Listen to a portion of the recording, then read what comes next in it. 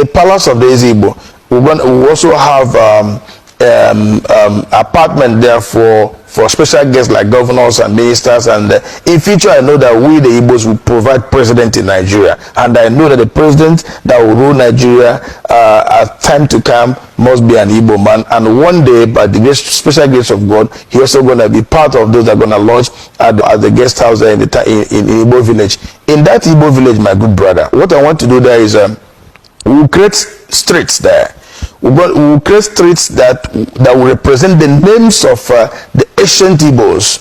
We'll create the streets that will bear the name of Sambakwe Street. That's the ex-governor of Imo State. We'll create a street that will bear the name of Dr. Nnamdi Azikiwe, the first president of Nigeria. We'll create a street that will bear the name of Nzogbo. We'll create a street that will bear, of course, the name of my father also, Zemaladi Hemetu, and all the great Igbo leaders that they have gone, and those are present. We create streets in their name that will represent them in Igbo village in Ghana. And this. All right, everyone. There's a lot of noise in the social media, and this noise is about Nigerians and Ghanaians, especially Nigerians of Igbo extraction, on the matter of establishment of kingship in another land. Now, Ghanaians have come hard on Nigerians, especially of Igbo extraction, telling them that, look, you don't have the right to come to another man's country, that Ghana is a sovereign nation. You don't have right to come and establish a kingdom here. The Igbo king must go, and the Igbo people must go. We don't want any long talk. When you go to Roma, you do what the Romans do. There are rules and regulations in Ghana. You don't just leave your country behind, come to another man's country and start imposing things on yourself. That's not how it's done. Charlie, over here in Ghana, we respect our tradition and culture, and we respect each other.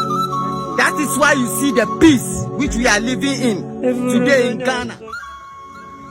Charlie, why is it that anywhere you people go, you want to cause chaos? Anywhere you people go, you want to cause problem? You know, brought prostitution. You are spoiling our youth with prostitution, spoiling our youth with criminology, spoiling our youth with all kind of things. Nobody is talking about that. No human being is talking about that. Trust Nigeria of Igbo extraction. They keep telling, look, there's nothing you can do.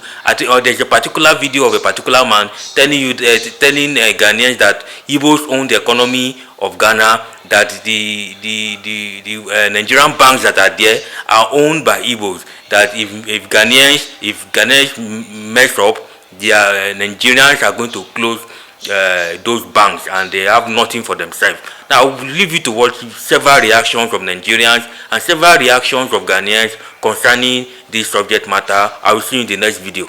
Talk from now to tomorrow. It will be very difficult for your government to listen to you. You know why?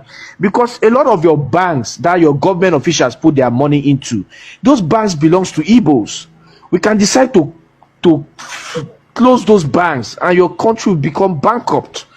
UBA is one of the most popular banks you use in Ghana. It belongs to Igbos, Access, Zenith, all those banks you've seen. Go and look at the owners of the banks. It belongs to us.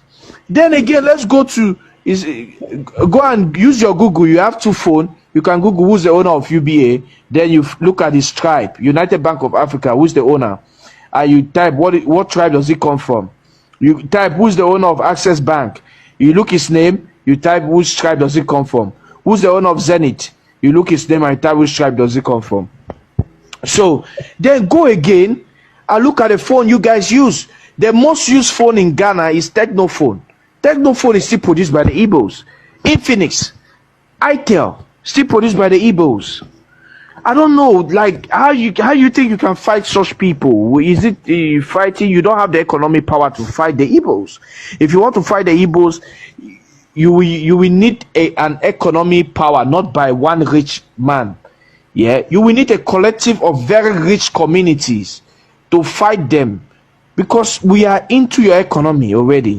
You know, financially financing a lot of, you know. Let me not go into details.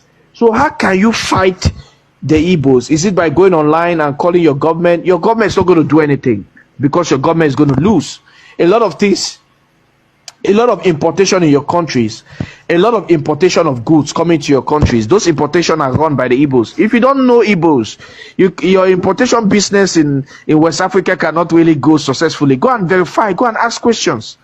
If you are not close to the Igbo business community, I don't think you're going to be able to import anything or to export and import as a business if you're not a government or official. So you should understand why your government cannot even come out to start to fight the Igbos. No, your government will not do that.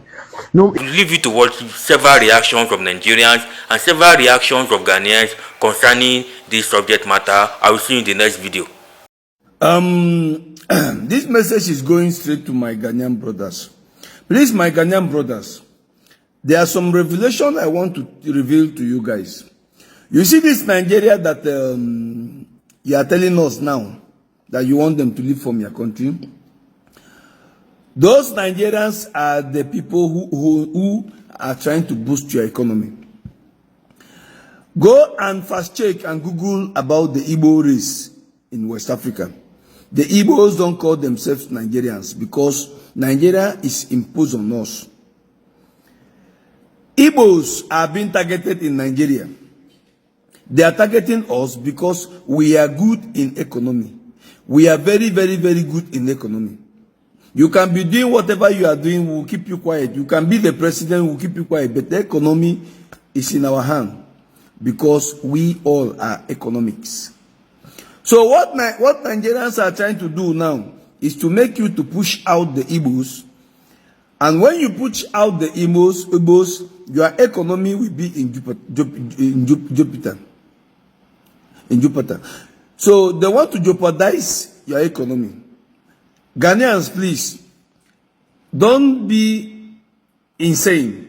Go and do your research. I saw Timo Media, who made a current video, and he was what Timo Media was in is my friend. So I was expecting Timo Media to ask me as an Igbo man, so I will expatiate on these issues. Nigeria had been gaslighting the Igbos for a very, very long time. Nigeria even went for war with the Igbos, and they unalive millions of us. Unarmed. Nigeria line up us. They line the Igbos up, and they shoot us behind. Individuals, not military. That is the kind of hate Nigeria have towards the Igbos. You can fast check these things. They are all on Google there. Fast check Ahaba massacre, Asaba massacre. They were Igbos. And Nigeria unalive them. And the story goes on. Even the uprising in the north of Nigeria, Nigeria unalive the Igbos. Unaliving the Igbos is a form to Nigeria. Okay, so what am I trying to say? I'm trying to not you guys to fall in this trap that the Nigerians are pushing, because they have seen now that the Igbos are still growing, notwithstanding that Nigeria want to finish all of us. So now they are trying to go through the economies we are trying to build and do our business. They are trying to gaslight the countries to chase us out. The reason why Igbos are leaving the economy of Nigeria is because Nigeria don't want us to be involved in their economy. Igbos are growing economies in all around the world. Go to America. So you see this SND Igbo of a thing, it is all over the world. It is like we have one chief or king, anything you like you call him. He will organize our people and we settle our matters within ourselves. We don't take our matters to police or court. We settle it within ourselves. SND Igbo is like embassy to the Igbos only, where we handle our affairs. Talk about the case of the Igbo king in Ghana. The man who has left his southeast in Nigeria, is Biafra, to go and build kingdom in Ghana. You know, a lot of people have tagged me on several videos of, protest videos by Ghanaians, and they have called me to talk about it. And let me say this.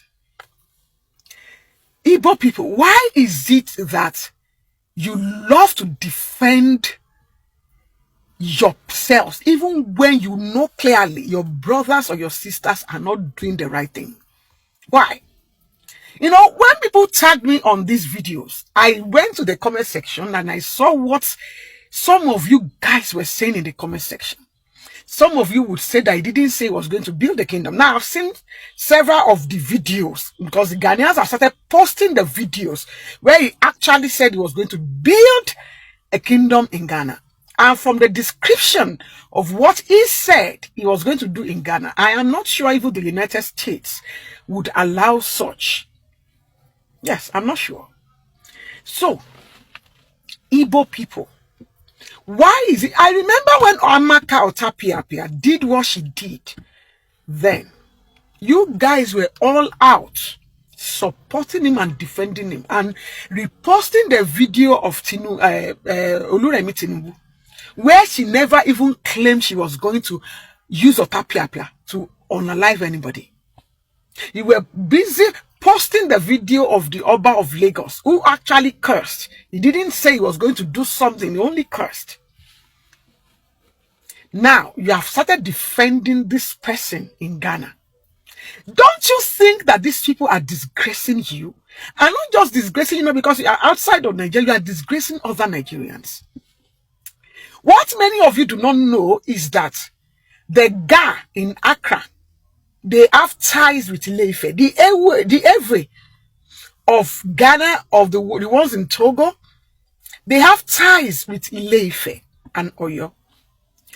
But the Yorubas who went from Nigeria to settle in those places, whether in Côte d'Ivoire, in Gabon, in Ghana, do not vaunt themselves in Ghana because the Ga and the Ewe, they have ties with us. They do not. They still respect their host. Why is it that, you know, recently I have seen several videos also from India. Many of you do not know that about 5 Igbos have been unalived in India.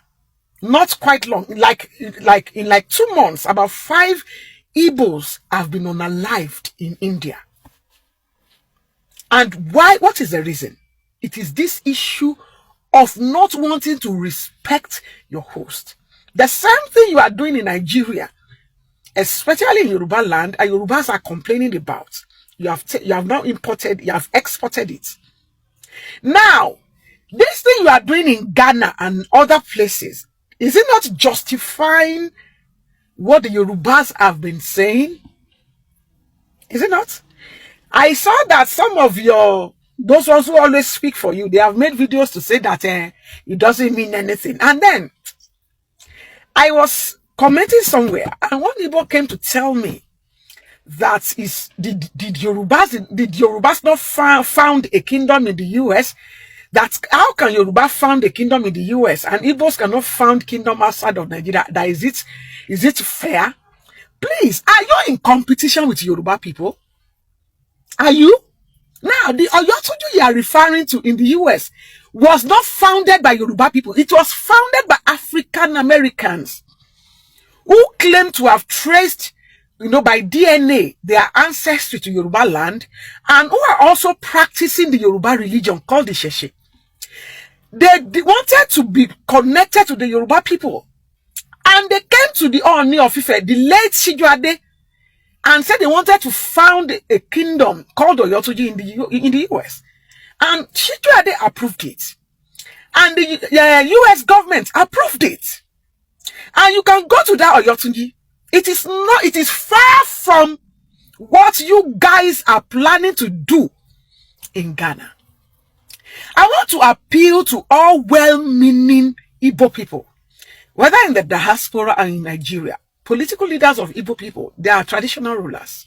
Please, can you call this man to order? Can you call the Igbos in Ghana to order? They are not the only Nigerians in Ghana. There are other Nigerians, Hausa, Yoruba, other Nigerians are those in Ghana. Yet, why are you the only ones giving these people trouble? Why? My people, we can do better than this. Why?